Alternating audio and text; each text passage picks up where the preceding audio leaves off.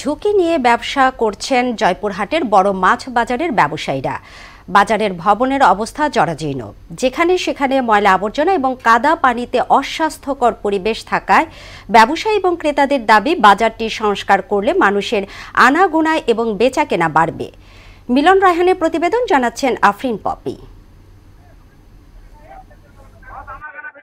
জয়পুরহাট শহরের সবচেয়ে বড় মাছের বাজারটি বেহাল, যেখানে প্রতিদিন কোটি টাকার মাছ বিক্রি হয় এবং ভিড় করে হাজারো ক্রেতা। কিন্তু এত বড় বাজারে পানি নিষ্কাশন সহ ক্রেতা বিক্রেতার জন্য নেই তেমন কোনো সুব্যবস্থা। ফলে বাধ্য হয়ে দুর্গন্ধ ও অস্বাস্থ্যকর পরিবেশে জরাজীর্ণ দোকানেই ঝুঁকি নিয়ে কেনাবেচা করতে হচ্ছে ক্রেতা বিক্রেতাদের। দীর্ঘদিনের এমন পরিস্থিতিতে সংশ্লিষ্টদের বারবার বলেও সমাধান মেলেনি বলছেন ব্যবসায়ীরা।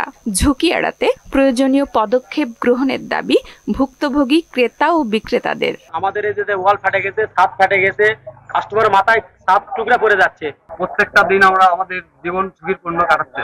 আমরা দোকান ভাড়া, ভ্যাট ট্যাক্স সবই দেই, খাজনা দেই, কিন্তু আমাদের মার্কেটের সংস্কারটা করা অতীব জরুরি। প্রত্যেকটা পিলারে ব্যবসায়ীরা রড বা দড়িতে বেঁধে রাখছে।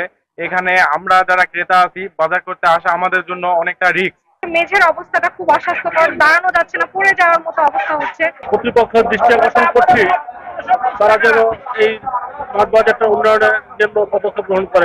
জনগণের দুর্ভোগ ও জীবনের ঝুঁকি এড়াতে দ্রুত ব্যবস্থা নেওয়ার কথা বললেন এ কর্মকর্তা। আমরা উদ্যোগ গ্রহণ করেছি, এখন অ্যাপ্রুভাল পাওয়া মাত্রই আমরা দ্রুত টেন্ডার প্রক্রিয়ায় গিয়ে এই দুইটা হাটেরই উন্নয়ন এবং সংস্কার যাই বলি না কেন সেই কাজগুলো করা হবে। বাজারটি সংস্কারে বরাবরের মতো আশ্বাস নয়, দ্রুত বাস্তবায়নের দাবি স্থানীয়দের।